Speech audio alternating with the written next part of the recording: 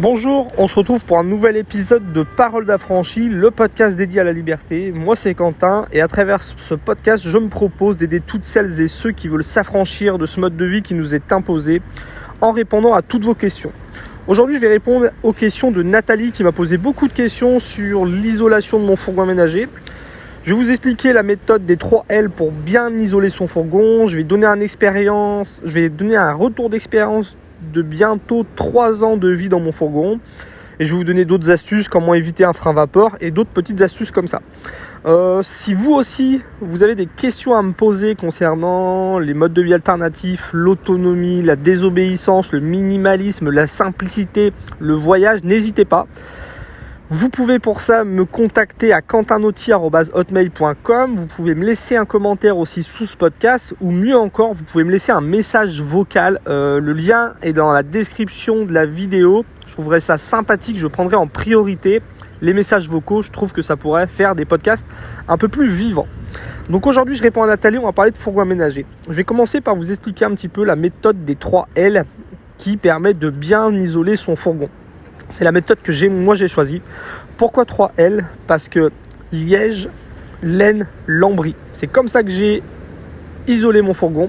Donc j'ai commencé par coller 1 cm de liège là où je pouvais, sur toutes les parties les plus plates de mon fourgon. Et là où je pouvais pas mettre 1 cm de plaque de liège, parce que dans les recoins, sur les traverses et compagnie, ça aurait cassé. J'ai collé entre 1 mm et 2 mm de liège en rouleau à la colle néoprène. Le liège, c'est bien, pourquoi ? C'est une matière qui est une excellente isolation phonique et thermique.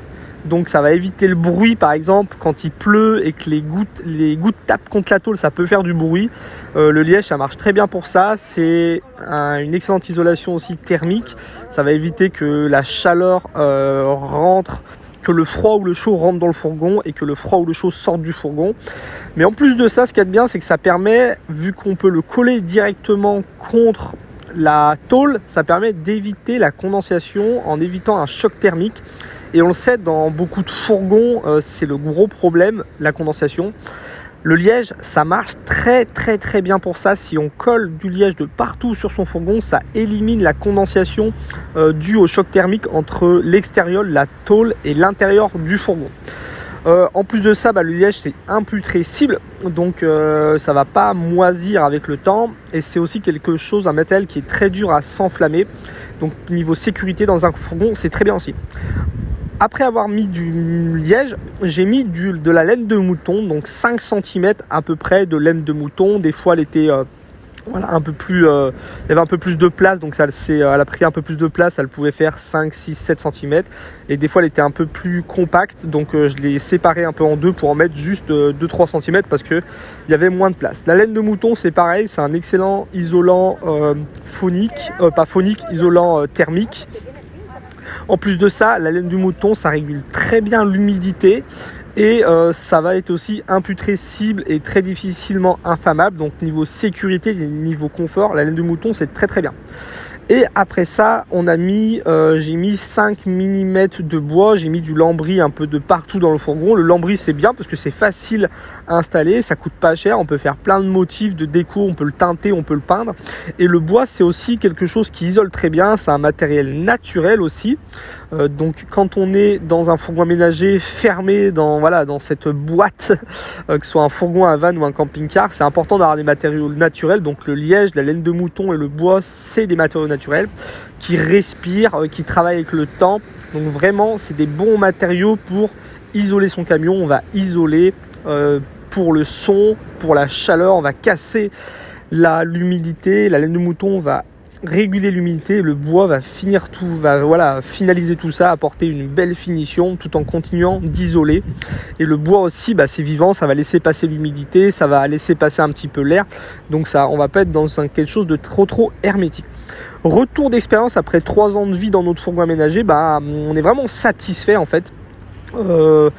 L'été, on arrive à garder du frais dans le camion. L'hiver, notre fourgon est vraiment très bien isolé, jusqu'à 7 degrés en extérieur, on arrive à vivre très confortablement dans notre fourgon. On n'a même pas de système de chauffage, on a un système de chauffage quand on est branché à une prise, quand on fait des saisons agricoles par exemple, mais sinon on n'a pas de système de chauffage. Et ça nous convient très bien. Le soir il suffit qu'on cuisine un petit peu, le matin aussi qu'on fasse chauffer notre thé, et on arrive comme ça quand il fait au minimum 7 degrés à l'extérieur à garder une température, une bonne température dedans pour vivre. Donc niveau température on est très content de notre isolation.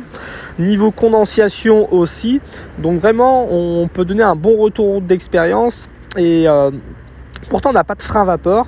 Et en fait, le liège évite vraiment d'avoir un frein vapeur. Pourquoi ? Parce que le liège, comme je l'ai dit, empêche le choc thermique, empêche la condensation. Donc on n'a pas de condensation dans nos fourgons. En plus de ça, la laine de mouton va réguler l'humidité, elle va la capter, elle va la redistribuer petit à petit. Et en plus de ça, nous on a une aération basse, une aération haute, les choses qui sont indispensables dans un fourgon. Et nous, on n'a jamais eu vraiment de moisissure dans notre fourgon. On peut des fois laisser notre fourgon pendant comme ça 1 ou 2 semaines dans un endroit où il fait pas très très chaud, où c'est un peu humide, on va pas vraiment le chauffer, ça nous est arrivé. Et on n'a pas eu de problème de moisissure. Pourtant, nous, on a de la fibre de coco au plafond. On avait choisi ça niveau esthétique.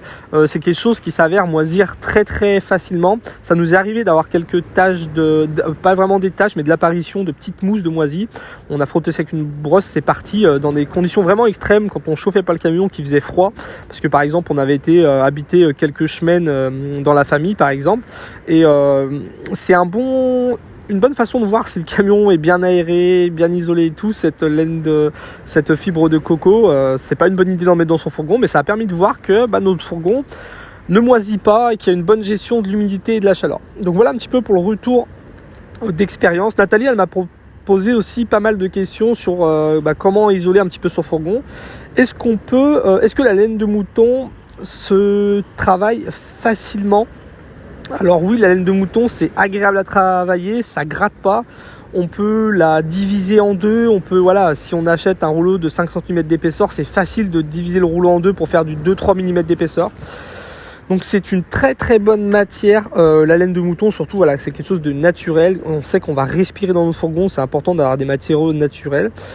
Nathalie m'a demandé aussi si on pouvait mettre directement la laine contre la tôle. Moi je trouve que c'est pas une bonne idée parce qu'il y a de la condensation qui va se créer entre la laine de mouton et la tôle. La laine de mouton va se gorger d'eau, c'est vraiment pas du tout une bonne idée. Moi je trouve que la meilleure idée c'est de coller du liège sur son fourgon, ou au moins d'en projeter. Il existe aussi du liège à projeter. C'est quelque chose aussi de projeter comme ça 1 mm ou 2 de liège sur tout son fourgon qui va casser l'humidité. Peut-on redécouper la laine ? Est-ce que la laine on peut la mettre directement sur la tôle ? J'ai répondu un peu à ces questions, et il y avait une dernière question aussi sur une nouvelle isolation dont beaucoup de gens parlent, la Biofibre Trio, qui est composée de chanvre, de lin et de coton. Alors je ne connais pas cet isolant, mais en fait il y a 3 questions à se poser quand on veut acheter un bon isolant pour son fourgon. C'est le pouvoir isolant. Est-ce que c'est bien isolant niveau phonique et niveau thermique ? C'est important d'avoir quelque chose de très très performant, parce que dans un fourgon on va pas pouvoir mettre très très épais d'isolant pour gagner un maximum de place d'habitation. Donc il faut se poser cette question et trouver ce qu'il y a de meilleur. Est-ce que ça va bien gérer l'humidité ? Parce que quand on est dans un fourgon, il peut y avoir de l'humidité, on respire, on dégage énormément d'humidité. Dès qu'on va cuisiner, quand on va se doucher dans son fourgon, donc il faut que le matériel soit imputrescible, qu'il ne moisisse pas facilement et qu'il gère bien l'humidité. Et la troisième chose, c'est est-ce que ça va résister au feu pour des questions de sécurité. Le moindre problème électrique, s'il y a un fil qui chauffe, des étincelles, une petite cosse électrique qui prend feu, il ne faut pas que le camion devienne un énorme brasier en quelques secondes. Donc choisir des matériaux qui vont résister au feu. Pouvoir isolant, gestion d'humidité, résister au feu. C'est pour ça que moi j'ai choisi de mettre du liège, que moi j'ai choisi de mettre de la laine de mouton, et que j'ai fini par en finition mettre du bois. Donc voilà Nathalie, je voulais répondre à ces questions. J'espère que ça pourra t'aider pour l'isolation de ton fourgon aménagé. Je le répète, si vous avez des questions, n'hésitez pas à me les poser. C'est ça qui va faire que je vais pouvoir continuer ce podcast, ce projet de vous partager une fois par semaine mes idées et mon expérience pour vous aider à vous affranchir de ce mode de vie qui nous est imposé. C'était Quentin pour Parole d'affranchi. Je vous dis à très bientôt pour le prochain épisode. Salut.